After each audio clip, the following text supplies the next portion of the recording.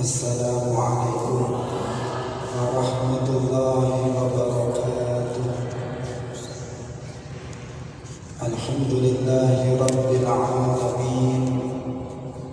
Lahu ni'matu wa lahu al-fadlu wa lahu al-thana'u al-hasan. Wassalawatullahi al-barri ar-rahim wal malaikati al-muqarrabin ala sayyidina wa maulana Muhammadin wa ala alihi wa ashabihi tayyibin at-tahirin. Allahumma la sahla illa ma ja'altahu sahla wa anta taj'alul hazna idza syi'ta sahla. Allahumma arzuqna al-ikhlasa fi niyyati wal qawli wal 'amal. Wa ba'du. Ila Nabiyil Mustafa sallallahu alaihi wasallam wa ikhwanihi minal anbiya'i wal mursalin wa syuhada'i was shalihin, khususan ila sultanil awliya Syekh Abdul Qadir Al-Jilani wa Syekh Ahmad Al-Rifai wa Syekh Haidin Al-Naqsyabandi wa Syekh Abdullah Al-Harari wa ila arwahi jami'i ahli al-qubur minal muslimin wal muslimat wal mu'minin wal mu'minat min masyariqil ardi ila magharibiha, khususan ila arwahi abaina wa ummahatina wa ajdadina wa jaddatina wa masyayikhina wa masyayikhi masyayikhina. Al-Fatihah. A'udzu billahi minasy syaithanir rajim. Bismillahirrahmanirrahim. Alhamdulillahi rabbil alamin. Ar-Rahmanir Rahim. Maliki yaumiddin. Iyyaka na'budu wa iyyaka nasta'in. Ihdinas siratal mustaqim. Siratal ladzina an'amta 'alaihim ghairil maghdubi 'alaihim waladdallin. Amin. Hadirin hadirat kaum muslimin muslimat, pemirsa rahimakumullah. Alhamdulillah, puji syukur marilah kita sampaikan kepada Allah Subhanahu wa taala. Sore hari ini Allah Subhanahu wa taala melimpahkan nikmat-nikmatnya kepada kita semuanya, sehingga pada sore hari ini kita bisa mengisi bulan Ramadan dengan menghadiri majelis ilmu agama. Semoga kebersamaan kita pada sore hari ini diterima oleh Allah Subhanahu wa taala sebagai amal saleh nanti pada hari kiamat. Amin ya rabbal alamin.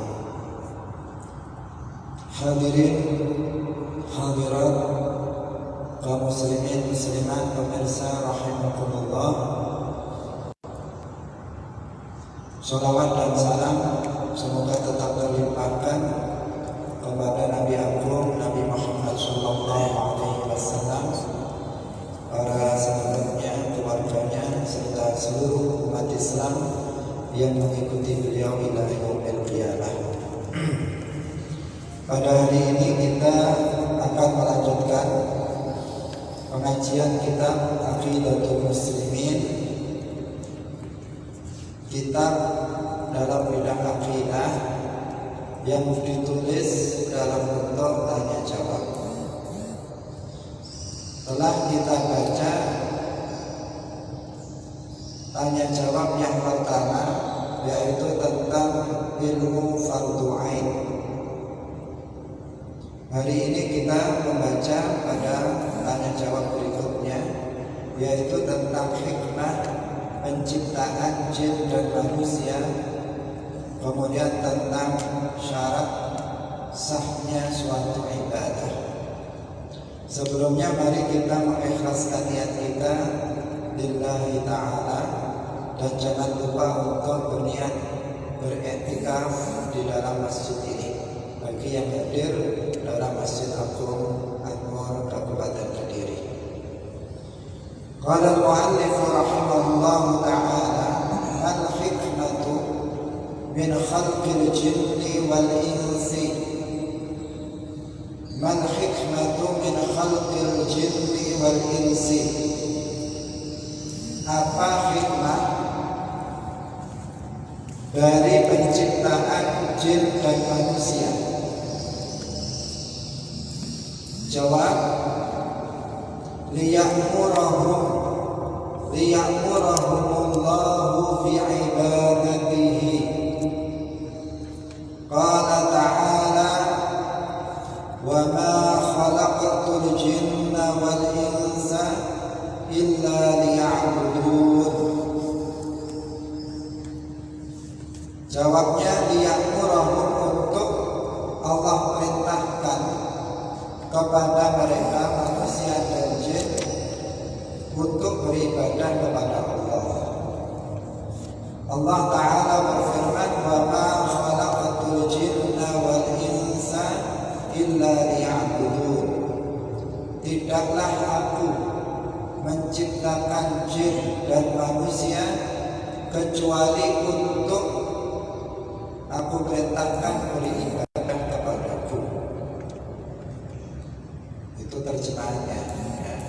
Tidaklah aku menciptakan jin dan manusia kecuali untuk aku perintahkan beribadah kepadaku.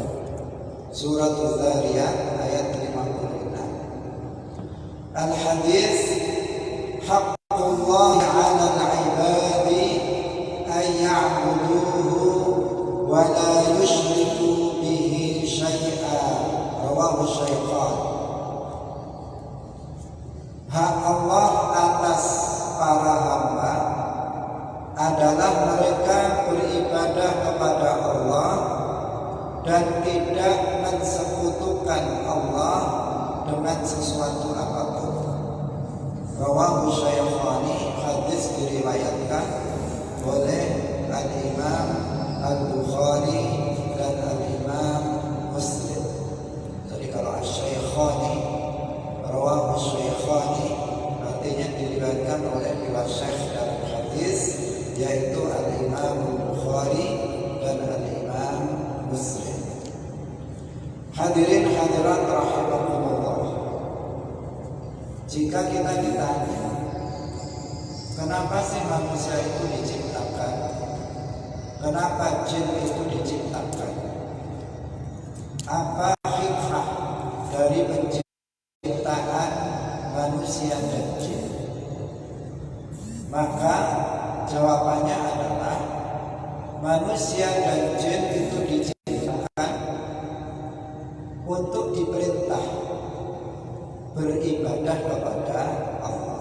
Jadi Allah memerintahkan mereka beribadah kepada Allah Subhanahu wa ta'ala dan tidak mensekutukannya dengan sesuatu apapun dari makhluknya. Ini sesuai dengan hadis, sesuai dengan ayat Al-Quran dan hadis. Ayat Al-Quran, wa ma khalaqtul jinna wal insa illa liya'budun. Aku tidak menciptakan jin dan manusia kecuali untuk aku perintahkan beribadah kepadaku.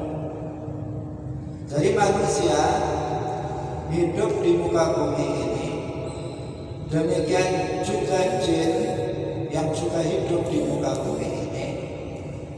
Mereka diperintahkan oleh Allah Subhanahu wa ta'ala untuk beribadah kepada Allah.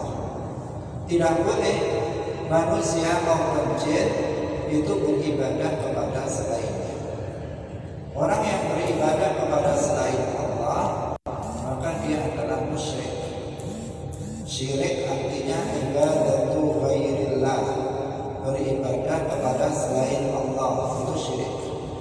Orang yang melakukannya namanya musyrik. Orang yang melakukannya namanya musyrik. Berarti musyrik adalah orang yang beribadah kepada selain Allah. Nanti akan dijelaskan tentang masalah ibadah di belakang. Jadi manusia, kita ini manusia, dan juga jin. Jin itu juga salah satu jenis makhluk ciptaan Allah Subhanahu wa Ta'ala yang juga hidup di muka bumi ini. Kita tidak bisa melihat mereka, tetapi mereka melihat kita. Jin itu diciptakan dari api, berbeda dengan manusia yang diciptakan dari tanah, dari saripati tanah. Jadi sangat berbeda antara manusia dan jin dari sisi asal penciptaannya. Tetapi manusia dan jin itu sama-sama diperintahkan oleh Allah untuk beribadah kepada Allah, diperintahkan untuk beriman kepada Allah dan Rasulnya, diperintahkan untuk menjalankan syariat Islam. Sama keduanya. Sehingga sebagaimana dari kalangan manusia itu ada yang muslim dan ada yang kafir, jin itu juga ada yang muslim dan juga ada yang kafir. Ada di antara jin itu yang masuk ke dalam agama Islam. Di antara jin sama juga dengan manusia, ada yang soleh, ada yang bertakwa, ada yang taat, dan juga ada yang tidak taat, ada yang bermaksiat kepada Allah Ta'ala. Jin juga begitu, manusia juga begitu. Jin ada yang muslim, ada yang kafir. Manusia ada yang muslim, ada yang kafir. Jin ada yang muslim, ada yang taat, ada yang tidak taat. Manusia juga ada yang taat dan ada yang tidak taat. Tetapi kebanyakan jin dan juga kebanyakan manusia itu tidak taat kepada Allah Subhanahu wa Ta'ala. Mereka tidak menjalankan semua yang diwajibkan dan tidak meninggalkan semua yang diharamkan. Dan kebanyakan jin dikatakan mereka adalah akdzabul khalqillah, makhluk Allah yang paling pendusta, yang suka berbohong. Karena itu kita harus waspada terhadap makhluk yang bernama jin. Mengingat kita tidak melihatnya, sementara mereka melihat diri kita. Karena itu kita harus berhati-hati. Manusia yang pembohong berbahaya atau tidak? Berbahaya bagi orang lain. Jin yang pembohong lebih berbahaya. Kenapa? Karena kita tidak bisa melihat mereka. Mendeteksi kebohongan mereka itu sangat sulit. Dan jin banyak yang melakukan kebohongan kepada manusia untuk menyesatkan manusia. Jin yang kafir namanya syaitan, namanya setan. Kita menyebutnya setan. Setan itu adalah jin yang kafir, disebut syaitan. Terkadang lafaz syaitan itu diperuntukkan untuk nenek moyangnya jin, yaitu iblis laknatullah alaihi. Jadi kalau disebutkan dalam Al-Quran atau hadis disebut syaitan, maka yang dimaksud pada umumnya adalah al-jinnul kafir, jin yang kafir. Tetapi terkadang yang dimaksud adalah iblis laknatullah alaihi.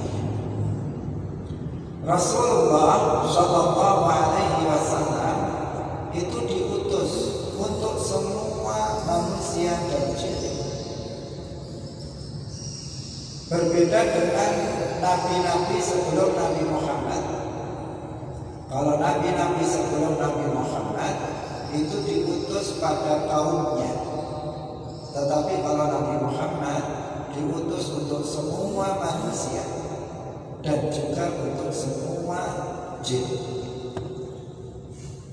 Itu perbedaannya antara Nabi Muhammad dengan nabi-nabi sebelum Nabi Muhammad. Rasulullah Shallallahu Alaihi Wasallam bersabda, "Kana nabiyyu yub'atsu ila qaumihi wa bu'ithtu ila nasi kaffatan." Dahulu para nabi itu diutus kepada kaumnya, dan aku diutus untuk seluruh manusia. Ini salah satu perbedaan antara Nabi Muhammad dengan nabi-nabi sebelum Nabi Muhammad. Karena itu pada masa sebelum Nabi Muhammad, dalam satu masa bisa ada beberapa nabi. Di daerah ini ada nabi yang diutus kepada kaum ini, di daerah sana ada nabi yang diutus kepada kaum yang lain. Karena para nabi dahulu sebelum Nabi Muhammad, mereka diutus untuk kaumnya. Sementara Nabi Muhammad itu diutus untuk seluruh manusia, bahkan juga untuk seluruh jin. Hadirin hadirat kaum muslimin muslimat, pemirsa rahimakumullah.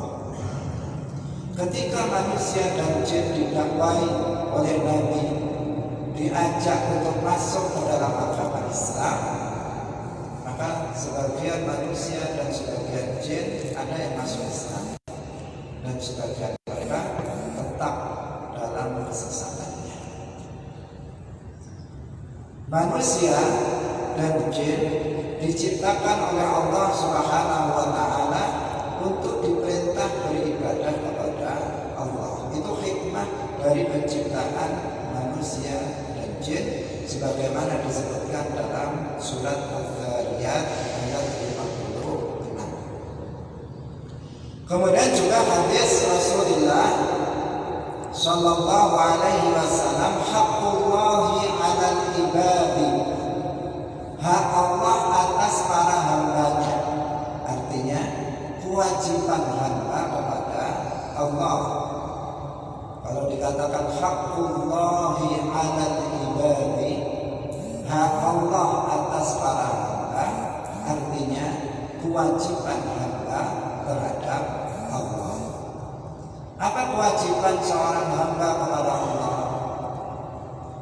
Yang merupakan kewajiban yang paling besar, kewajiban yang paling utama, yaitu tauhid, mentauhidkan Allah.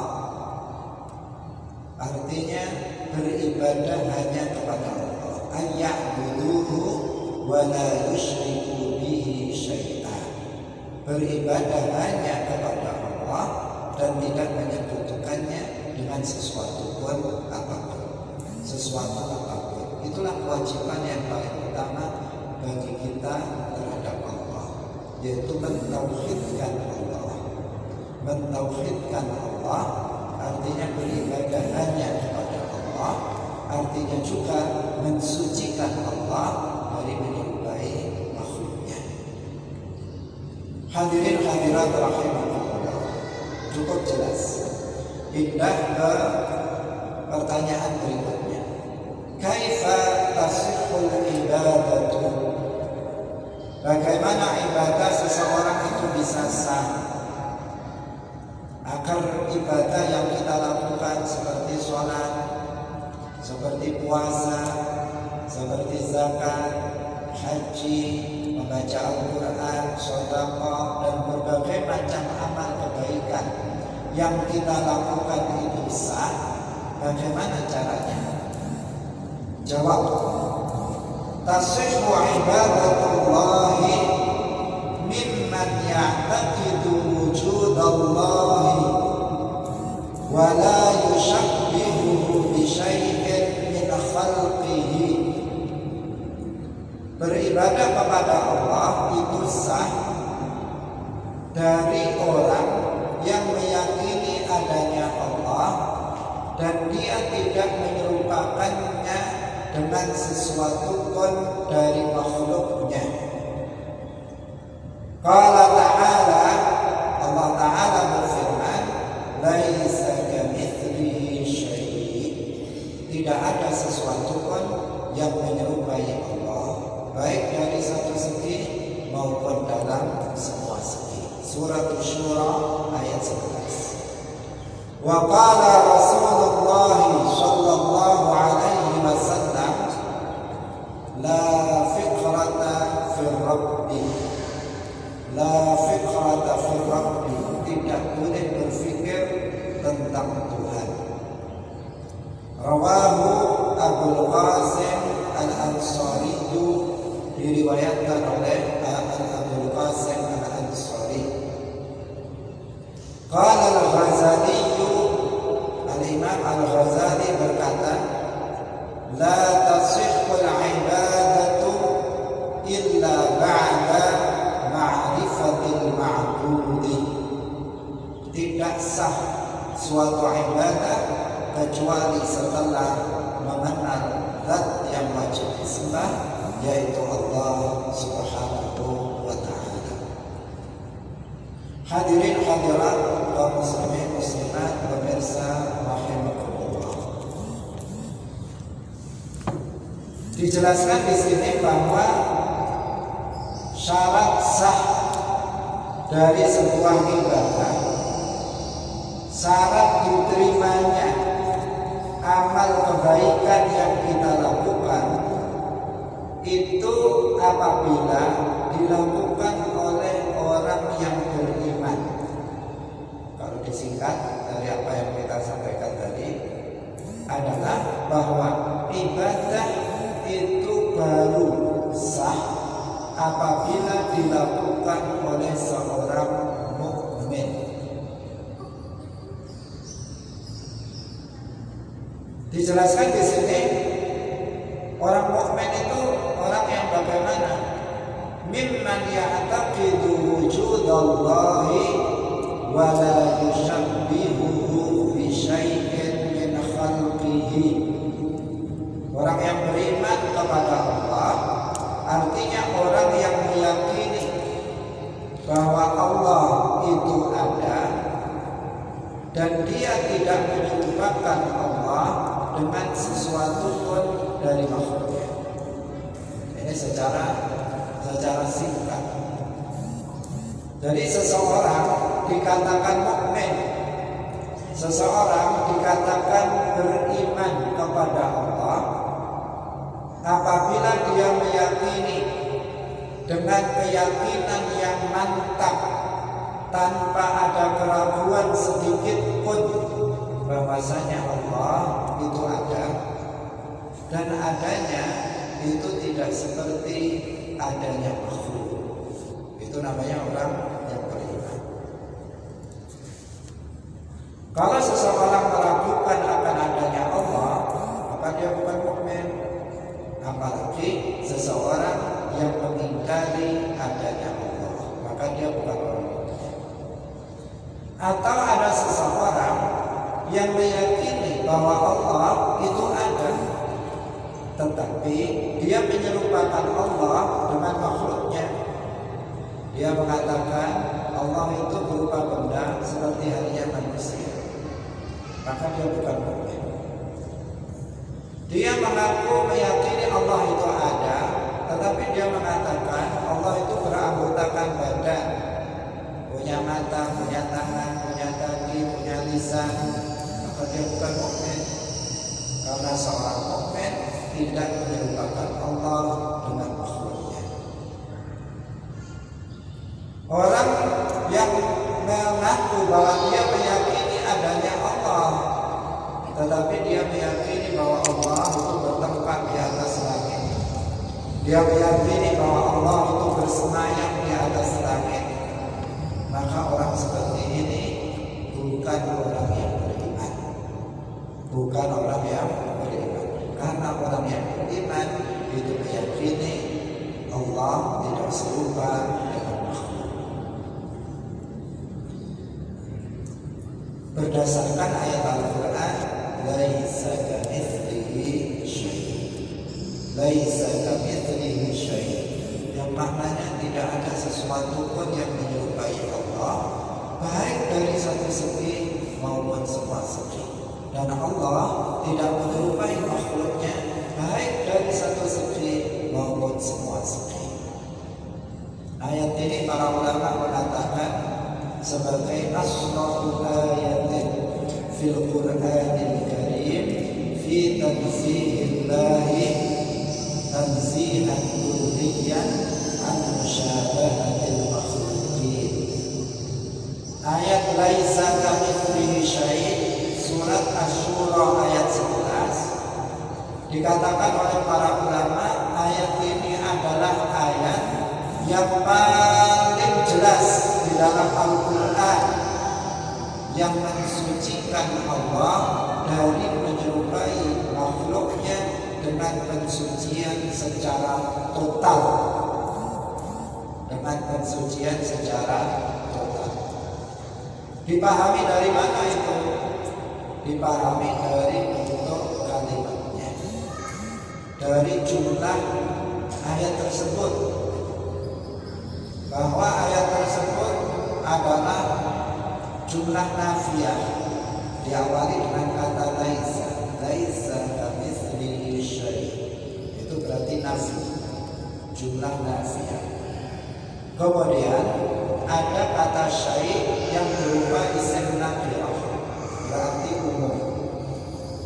Para ulama mengatakan jika ada isim nakirah diletakkan pada susunan kalimat nafi, maka itu yufidul umum, itu berfaedah umum. Berarti syai' di situ segala sesuatu selain Allah, semua yang bukan Allah itu adalah syai'. Maka laisa kamitslihi syai', artinya tidak ada sesuatu pun dari makhluknya ini, apapun itu yang menyerupai Allah, baik dari satu segi maupun dalam semua segi. Satu segi saja tidak ada makhluk yang menyerupai Allah. Dalam satu segi saja Allah tidak menyerupai makhluknya. Ini makna ayat ini, laisa kamitslihi syai'. Kalau dikatakan Allah itu berupa benda, akan sama dengan manusia, akan sama dengan tembok, akan sama dengan batu, akan sama dengan pohon, akan sama dengan binatang. Jika dikatakan Allah itu punya bentuk, punya ukuran, maka akan sama dengan manusia, akan sama dengan tembok, batu, pohon, dan sebagainya. Jika dikatakan Allah itu bertempat, maka akan sama dengan kita, manusia, binatang, dan seterusnya. Maka laisa kamitslihi syai' adalah ayat yang menegaskan secara pasti bahwa Allah Subhanahu wa ta'ala tidak serupa dengan makhluknya, baik dari segi maupun semua segi. Allah bukan benda dan tidak disifati dengan sifat benda. Allah ada tanpa tempat, Allah ada tanpa arah, Allah tidak pula punya zaman. Kok nggak bisa difikirkan ya? Tidak bisa difikirkan. Gimana kita memikirkan Allah bukan benda? Itu sudah kita nggak bisa memikirkannya. Ditambah Allah tidak bertempat, kita tidak bisa memikirkannya. Karena apa yang kita pikirkan selalu berada pada tempat dan selalu berupa benda. Jawabannya apa? Jawabannya ya memang Allah tidak terjangkau oleh akal pikiran manusia. Karena memang Allah tidak terjangkau oleh khayalan, gambaran, dan bayangan manusia. Karena apa yang ada dalam akal manusia adalah benda. Karena setiap yang ada dalam benak, dalam khayalan, dalam bayangan, dan dalam gambaran manusia adalah benda. Sementara Allah bukan benda. Karenanya Allah tidak bisa dibayangkan, tidak bisa dikhayalkan, tidak bisa digambarkan, tidak bisa dipikirkan. Dan karenanya maka Rasulullah melarang kita berpikir tentang zat Allah. hadis yang tadi kita sebutkan, Rasulullah Shallallahu Alaihi Wasallam bersabda, la fikrata fil Rabbi, tidak boleh berpikir tentang Tuhan. Kenapa? Akal kita nggak menjangkaunya. Kenapa kita nggak boleh berpikir tentang Tuhan, dan Allah? Karena akal manusia tidak bisa memikirkannya, tidak bisa menjangkaunya. Kenapa kita tidak bisa membayangkan Allah, menghayalkan Allah? Karena apa yang ada dalam khayalan dan bayangan kita adalah benda, sementara Allah itu bukan benda. Karena itu nggak boleh kita berpikir tentang Allah. Yang kita pikirkan adalah makhluk, bukan Allah. Ibnu Abbas mengatakan, tafakkaru fi khalqillahi wa la tafakkaru fi dzatillahi. Berfikirlah kalian tentang makhluk Allah dan jangan berfikir tentang zat Allah. Pikirkanlah ya, makhluk yang begitu luas, tidak ada cakapnya, tetapi kan jatuh. Pikirkan lautan yang begitu luas itu. Pikirkan diri kalian sendiri. Aba fi anfusikum afala tubsirun. Pikirkan kenapa Allah menciptakan matanya dua, yang satu di sini, yang satu di sini. Kenapa matanya kan yang satu di atas atau di samping, di belakang? Kenapa Allah menciptakan hidung menghadap ke bawah, tidak menghadap ke atas? Kenapa di atas mata ada bulu matanya? Kenapa telinga di kanan dan di kiri, tidak di depan dan di belakang? Kita berpikir tentang makhluk. Kita berpikir tentang makhluk diperintahkan oleh Allah, tetapi berpikir tentang Allah tidak diperbolehkan. Berpikir tentang zat Allah tidak diperbolehkan karena akal manusia tidak akan mampu menjangkau. Pikirkan makhluk. Kita makan melalui mulut, kita minum juga melalui mulut. Setelah itu masuk ke dalam ke perut kita. Di dalam perut kita nggak ngapa-ngapain, kita nggak melakukan apa-apa, tetapi kemudian makanan itu ada yang berubah menjadi daging, ada yang berubah menjadi tulang, akan ada yang berubah menjadi darah, kemudian sisa-sisanya dibuang, yang satu lewat depan, yang satu lewat belakang, masuk lewat jalan yang sama, terproses dalam diri kita.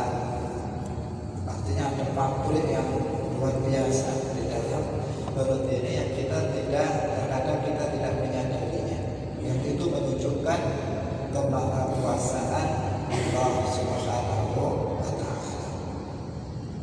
Setelah itu keluar, jalannya beda-beda. Yang air lewat depan, yang bukan air, yang benda padat lewat belakang. Hadirin hadirat kaum muslimin muslimat rahimakumullah. Berfikirlah tentang makhluk, maka kamu akan mengenal Al-Khaliq, Allah Subhanahu wa Ta'ala, karena semua alam semesta ini menunjukkan adanya Allah Subhanahu wa Ta'ala, menunjukkan kekuasaan Allah Subhanahu wa Ta'ala. Insyaallah akan ada pembahasannya secara khusus di belakang. Jadi ibadah yang dilakukan oleh manusia apabila pelakunya orang yang melakukannya bukan seorang mukmin, maka tidak diterima oleh Allah. Kalau orang yang melakukannya itu mengingkari adanya Allah, maka sholatnya, puasanya tidak akan diterima oleh Allah, tidak akan sah. Jika orang yang melakukan ibadah itu ragu-ragu akan adanya Allah, maka sholatnya, puasanya, baca Qurannya, tarawihnya, sedekahnya tidak akan diterima oleh Allah. Hanya orang yang yakin tanpa ragu akan adanya Allah, kemudian dia tidak menyerupakan Allah dengan makhluknya, artinya dia seorang mukmin, itu yang ibadahnya diterima oleh Allah Subhanahu wa Ta'ala.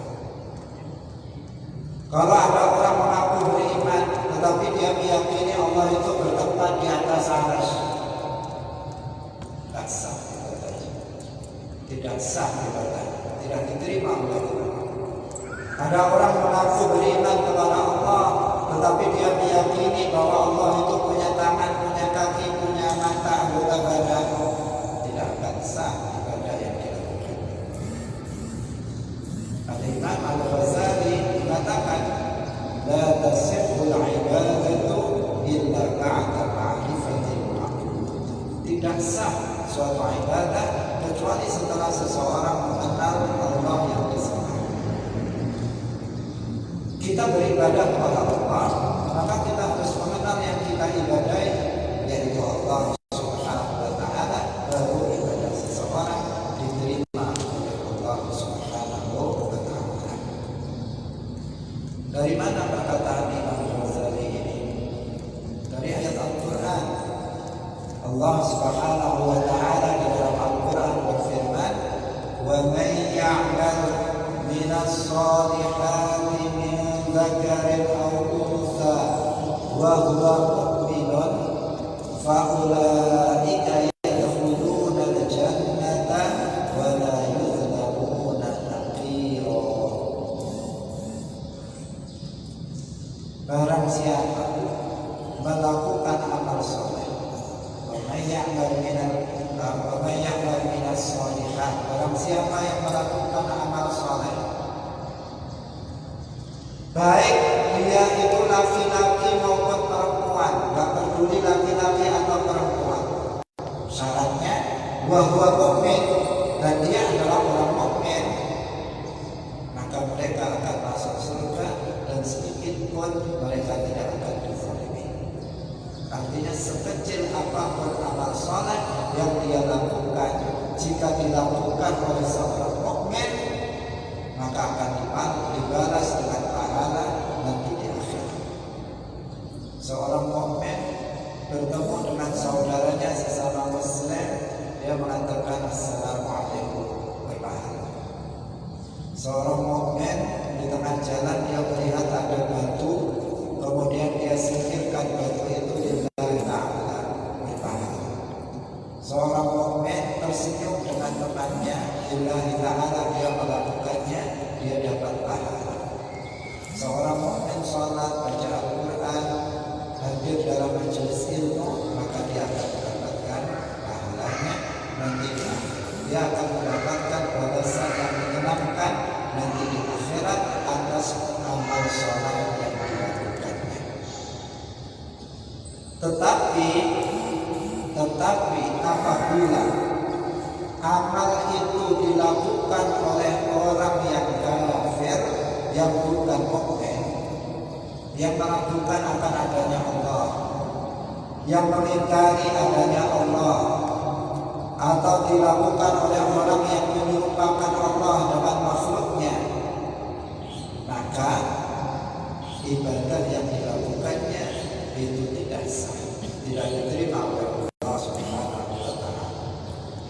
Kalau ada orang yang meragukan atau orang yang menyerupakan Allah dengan makhluknya, seperti orang Wahabi, pengikut Muhammad bin Abdul Wahab. Orang Wahabi, mereka menyerupakan Allah dengan makhluknya, mengatakan Allah itu benda, mengatakan Allah itu beranggotakan badan. Mereka mengatakan Allah itu bertempat tinggal di atas arsy. Sebagian mengatakan Allah itu tinggal di atas langit. Orang yang seperti ini, kalaupun dia sholat tidak sah sholat, kalaupun dia ke masjid tidak diterima, tidak dipaham, kalaupun dia membantu pondok pesantren tidak akan diterima, tidak akan sah. Kalau dia baca Al-Quran tidak sah, dia puasa Ramadan tidak sah, dia sholat malam tahajud sampai hafal keningnya, tidak akan diterima oleh Allah Subhanahu wa Ta'ala. sebanyak apapun dan sebesar apapun amal yang dilakukan oleh orang yang tidak beriman tidak akan bisa bermanfaat bagi mereka.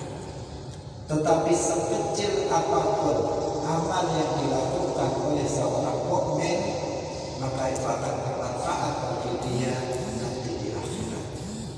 Karena itu iman adalah hal yang paling berharga bagi manusia. Iman adalah nikmat Allah yang terbesar. Tidak ada yang lebih besar dari nikmat iman. Sehingga dikatakan barang siapa yang diberi iman, meskipun dia tidak diberikan harta, maka fakaan nama seakan-akan mamuni asyai'an, seakan-akan dia diberi segala-galanya. Dia diberi iman, harta tak punya, miskin, tetapi dia diberi iman. Sesungguhnya dia seakan-akan sudah diberikan oleh Allah segala-galanya. Karena dengan keimanan itu dia akan memperoleh kenikmatan yang abadi, kebahagiaan yang abadi di akhirat.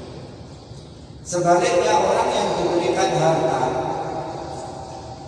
dia menjadi orang yang kaya raya, melimpah rezeki yang didapatkannya, tetapi dia tidak beriman.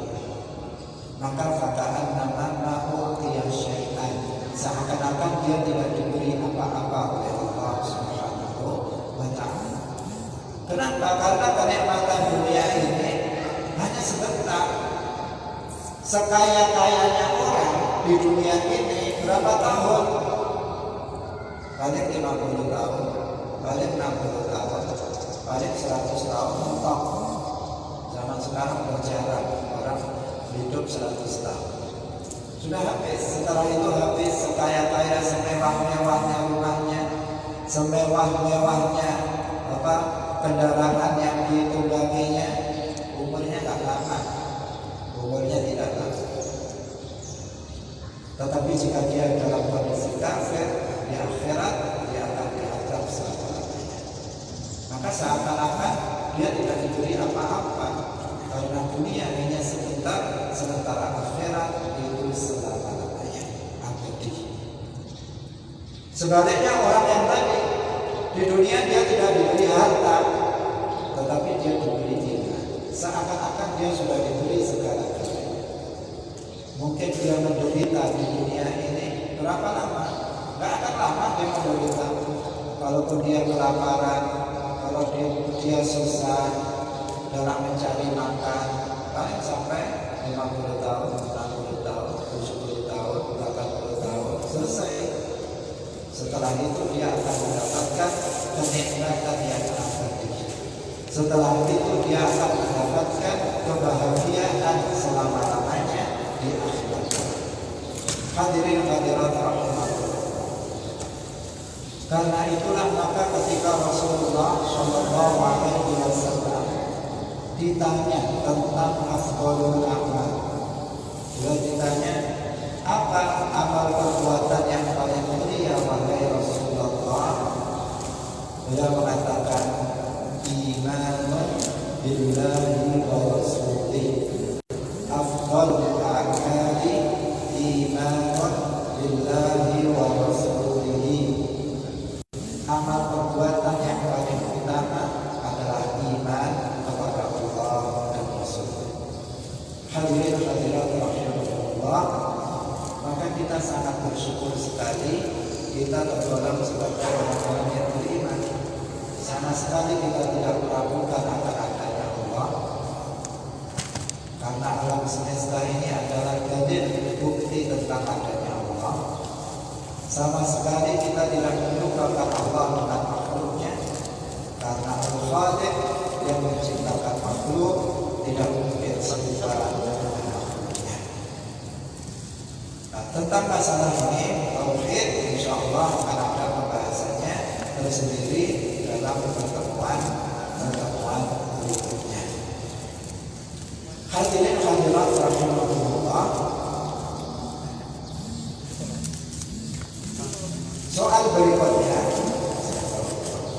berikutnya, limada arsalallahu rusulan? Kenapa Allah itu mengutus para rasul? Mulai dari yang pertama Nabi Adam alaihissalam sampai yang terakhir Nabi Muhammad sallallahu alaihi wasallam. Allah telah mengutus para rasul yang jumlahnya sangat banyak.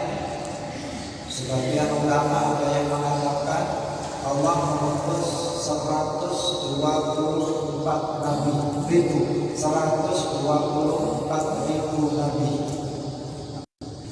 dan mengutus 313 rasul menurut sebagian ulama. Artinya banyak sekali para nabi dan para rasul yang telah Allah utus kepada umat manusia.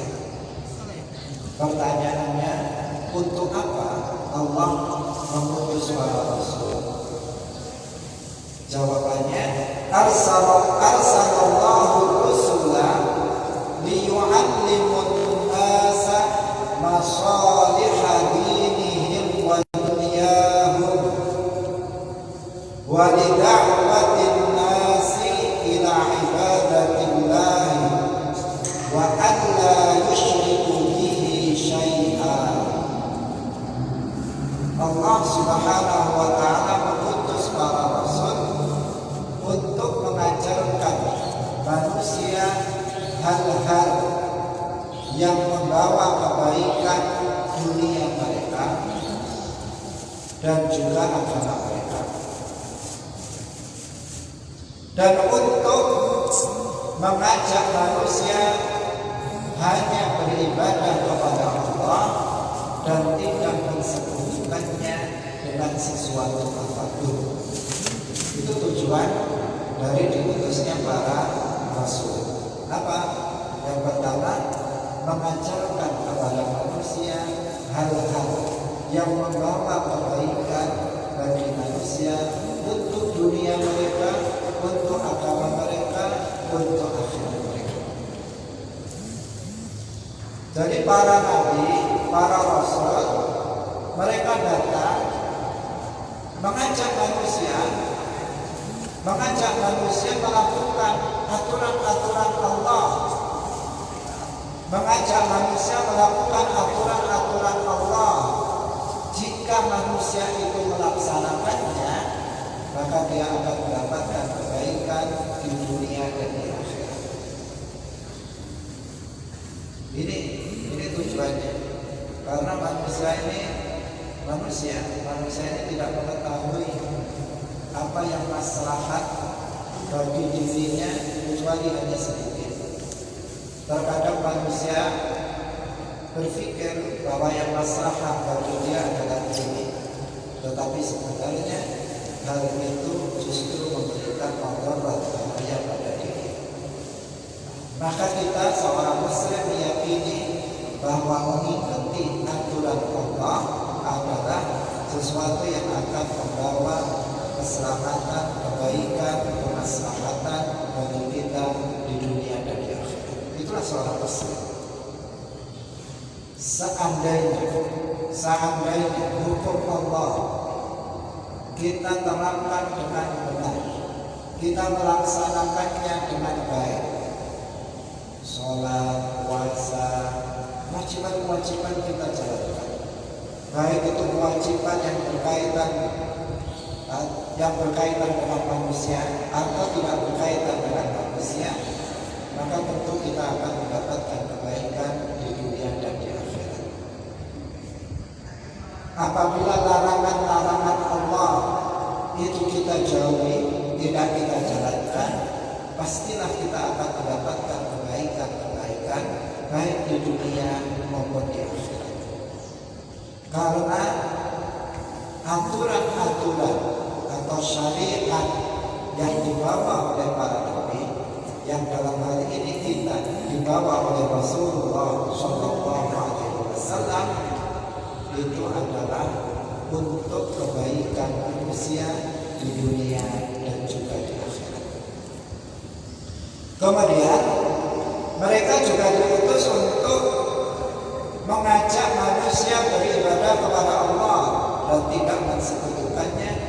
sesuatu apa. Semua para nabi, mulai dari Nabi Adam sampai Nabi Muhammad, semuanya ajakannya sama. Dalam masalah ini, dalam masalah akidah itu semuanya sama. Semuanya mengajak manusia beribadah kepada Allah. Nabi Adam mengajak manusia beribadah kepada Allah. Nabi Nuh mengajak manusia beribadah kepada Allah. Nabi Ibrahim mengajak manusia untuk beribadah kepada Allah. Nabi Musa mengajak manusia beribadah kepada Allah. Nabi Isa mengajak manusia untuk beribadah kepada Allah. Nabi Muhammad juga mengajak manusia beribadah kepada Allah. Tidak ada seorang nabi yang mengajak beribadah kepada batu. Tidak ada seorang nabi yang mengajak manusia beribadah kepada pohon besar. Tidak ada seorang nabi yang mengajak untuk beribadah kepada manusia. Semua nabi mengajak untuk beribadah kepada Allah. Semua nabi mengatakan kepada umatnya, qulu la ilaha illallah. Katakanlah la ilaha illallah. Itulah ajaran semua para nabi, dan itulah tugas nabi, tugas para nabi, yaitu mengajak manusia beribadah hanya kepada Allah Subhanahu wa ta'ala. Allah Subhanahu wa ta'ala berfirman, "Faba'athallahu an-nabiyyina mubasysyirin wa mundzirin." Dan Allah mengutus para nabi, tugasnya adalah mubasysyirin wa mundzirin. Tugasnya adalah mubasysyirin, memberikan kabar gembira bagi mereka yang mau beriman dan taat kepada Allah dengan pahala, dengan surga nanti di akhirat. Wa mundzirin, dan memberikan peringatan kepada mereka yang tidak mau beriman, kepada mereka yang tetap dalam kekufuran, kepada mereka yang tidak mau taat kepada Allah, yang tetap dalam kemaksiatan, diancam dengan azab yang pedih nanti di akhirat. Itulah tugas dari para nabi, mubasysyirin wa mundzirin. Faba'athallahu an-nabiyyina mubasysyirin wa mundzirin. Surah Al-Baqarah ayat 213. Dalam hadis disebutkan, afdhalu ma qultu ana wan nabiyyuna min qabli la ilaha illallah. Rawahul Bukhari. Perkataan yang paling utama yang aku ucapkan, Nabi Muhammad ucapkan, dan nabi-nabi sebelumku ucapkan adalah la ilaha illallah. Artinya semua para nabi mengajarkan la ilaha illallah. Maknanya apa? Tidak ada yang disembah dengan hak, tidak ada yang disembah dengan benar selain hanya Allah Subhanahu wa ta'ala. Hadirin hadirat rahimahullah, sampai di sini pengajian kita pada sore hari ini.